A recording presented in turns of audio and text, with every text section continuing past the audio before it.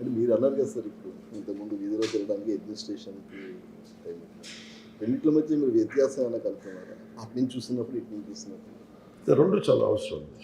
నేను basic political science books చదువుతున్నప్పుడు కానీ లేదంటే సోషల్ ఫిలాసఫీ ప్రత్యేకించి శ్రద్ధ వీటి మీద నేను అంటే special focus around I think 2001లో పెట్టాను. 2001లో దాని మీద అర్థం చేసుకోవడానికి బేసిక్ పబ్లిక్ పాలసీ మీద చదువుతున్నప్పుడు నాకు హెర్నాండో డిసోటో అని మన ఒక పెరువియన్ ఎకానమిస్ట్, దాంట్లో నాకు ప్రేరణ ఏంటంటే నీకు ఏదైనా పెరువియన్ ఎకానమీ చాలా గందరగోళంగా ఉండింది ఆ టైంలో. హెర్నాండో డిసోటో అని బుక్ ఉండొచ్చు, పేరు మర్చిపోయాను. అంటే దాంట్లో ఏముంటుందంటే నేను చదువుతున్నప్పుడు అంటే I want understand politics.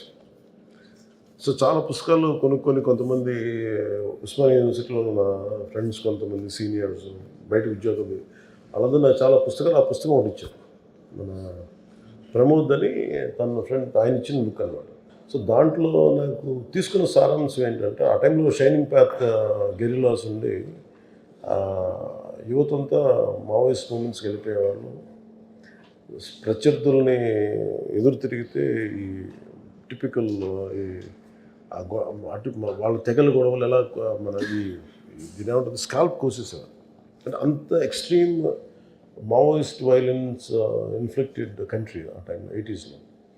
So ఫ్యూజిమోరో వచ్చినప్పుడు ప్రెసిడెంట్గా ఆయన్ని ఎవరినో హైర్ చేస్తే, institute of Liberty and democracy వాళ్ళని హైర్ చేస్తే వాళ్ళు చెప్పింది ఏంటంటే మొత్తం నెంబర్ ఆఫ్ ఎఫ్జిఓస్ కానీ అడ్మినిస్ట్రేటివ్ ఫెయిల్యూర్స్ అన్నీ మాట్లాడితే ఒక పెళ్లి కావాలి, ఒక సర్టిఫికేట్ కావాలి, ఒక డ్రైవింగ్ లైసెన్స్ కావాలి, ఏమి చేద్దాం అనుకున్నా ఇన్ని రోజులు పట్టేస్తుంది, మ్యారేజ్ సర్టిఫికేట్ కావాలి ఇన్ని రోజులు పట్టేస్తుంది, ఇవన్నీ ఉంటాయి. దీనికి సింప్లిఫై చేయాలంటే ఏంటంటే best thing is to go and reach out to people. So the went to people. ఎందుకు నాకు ఆ పుస్తకం మొత్తం నాకు ఆ వాక్యం చాలా బలంగా పట్టుకుంది. అంటే పరిష్కారాలు ఆఫీసులో కూర్చొని ఎతకలే, ఆఫీసులో కూర్చొని కొద్ది కన్ఫ్యూజన్ ఎక్కువైపోద్ది, ప్రజల్లోకి వెళ్ళాలి. అది నాకు అది ఫస్ట్ లెసన్ అయింది. సో నేను అందుకని ఎక్కువ వెళ్ళటం వల్ల అడ్మినిస్ట్రేటివ్ లాంగ్వేజ్ తెలియకపోవచ్చాను, కానీ మన ఎన్ని అడ్మినిస్ట్రేటివ్ లాంగ్వేజ్ మనం ఎంత కోడెడ్గా రాసుకున్నా, దానికి ఎన్ని పేర్లు పెట్టుకున్నా, ద పర్పస్ ఆఫ్ ఎనీ